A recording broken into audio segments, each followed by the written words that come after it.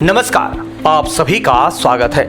देश में विधि व्यवस्था को बनाए रखने के लिए संविधान ने कानून व्यवस्था की नींव रखी। पुलिस का मुख्य कार्य आंतरिक शांति और सुरक्षा को बनाए रखना होता है। किसी भी अपराध और गुनाहगार तक पहुंचने की शुरुआत FIR से ही होती है। जब कोई अपराध होता है तो हम पुलिस स्टेशन जाकर FIR लिखवाते हैं। क्या आप जानते हैं कि FIR क्या होती है?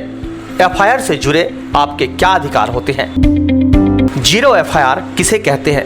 इसका उपयोग कब किया जा सकता है? जीरो FIR को कैसे और कब कर सकते हैं? इसके क्या फायदे हैं इत्यादि। तो अभी तक आपने इस चैनल को सब्सक्राइब नहीं किया है तो अभी कर ले, और हाँ, घंटी के बटन को अवश्य दबाएं ताकि अगले वीडियो की जानकारी आप तक आसानी से पहुंच सके।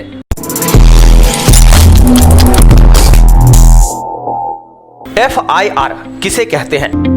FIR को प्रथम सूचना रिपोर्ट, फर्स्ट इंफॉर्मेशन रिपोर्ट कहते हैं। जब किसी अपराध की सूचना पुलिस अधिकारी को दी जाती है तो उसे FIR कहते हैं। जब हम पुलिस को फोन के जरिए किसी अपराध की सूचना देते हैं तो उसे भी FIR समझा जा सकता है।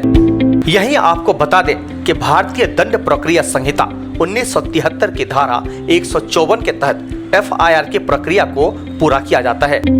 इसके जरिए ही पुलिस कानूनी प्रक्रिया को आगे बढ़ाती है। आपको बता दें कि पुलिस कार्रवाई अपने क्षेत्र अधिकार में करती है, और यदि कोई क्षेत्र उनके अंदर में नहीं होता है तो वह उस व्यक्ति को FIR दर्ज करने से मना करके उसे उस क्षेत्र के अधिकार वाले पुलिस स्टेशन में भेज देती है और फिर वहां FIR दर्ज की जाती है।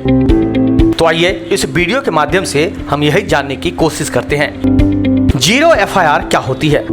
जब कोई संज्ञेय अपराध के बारे में घटना स्थल के बाहर के पुलिस थाने में FIR दर्ज कराती है तो उसे जीरो FIR कहा जाता है। इसमें घटना की अपराध संख्या दर्ज नहीं की जाती है। जैसा कि हम जानते हैं कि हमारे देश के न्याय व्यवस्था के अनुसार संज्ञेय अपराध होने की दशा में घटना की FIR किसी भी जिले में दर्ज कराई जा सकती है। चूंकि यह मुकदमा घटना वाले स्थान पर दर्ज नहीं होता है, इसलिए तत्काल इसका नंबर नहीं दिया जाता है।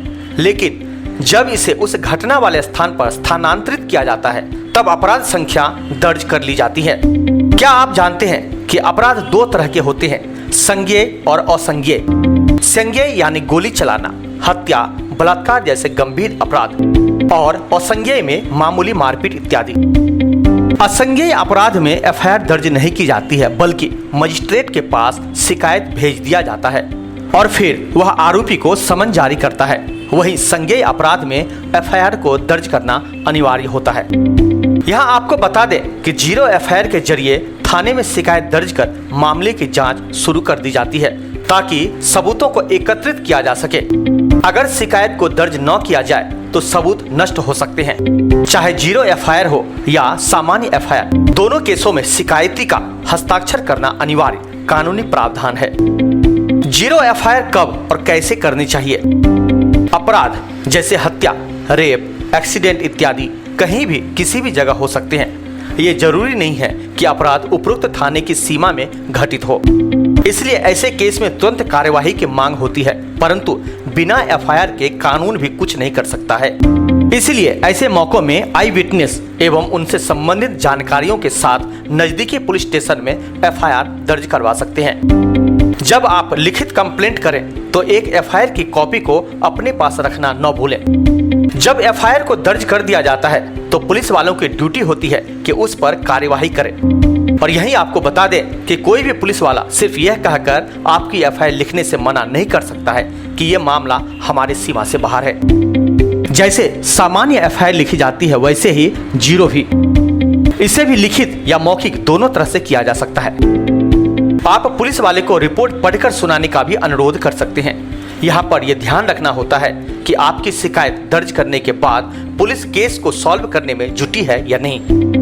जीरो FIR दर्ज करने के बाद शिकायतकर्ता को क्या फायदा मिलता है? इसमें कोई संदेह नहीं है कि शिकायतकर्ता को जीरो FIR दर्ज करने का फायदा मिलता है। इससे यह भी साबित होता है कि अगर FIR करने वाला विक्टिम यानी मेन शिकायतकर्ता नहीं है तो भी ऐसा माना जाता है कि अपराध हुआ है, और ऐसे में विक्टिम की अनुपस्थिति में भी दोषी के खिलाफ कार्यवाही होती है तथा शिकायतकर्ता को मेन विटनेस मानकर कार्यवाही की जाती है। अगर किसी दोषी व्यक्ति का पुलिस पर किसी तरह का दबाव है और वह काफी प्रभावशाली है तो आप किसी दूसरे क्षेत्र में जाकर भी उसके खिलाफ एफआईआर दर्ज करवा सकते हैं। अगर आपको किसी अपने की सहायता करनी है जो किसी परेशानी में है और आपसे काफी दूर है तो आप उस तक इस एफआईआर के जरिए पुलिस की सहायता को पहुंचा सकते हैं। घटना स्थल को छोड़ने के बाद भी दूर रहकर आप दोषी के खिलाफ कार्यवाही कर सकते हैं।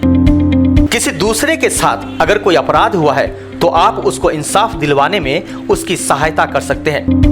क्या आप जानते हैं कि अगर कोई भी पुलिस अधिकारी 0 एफआईआर दर्ज करने से मना करता है तो उसके खिलाफ विभागीय कार्रवाई होती है और कोर्ट में केस डालने पर भी कानूनी कार्रवाई भी होती है।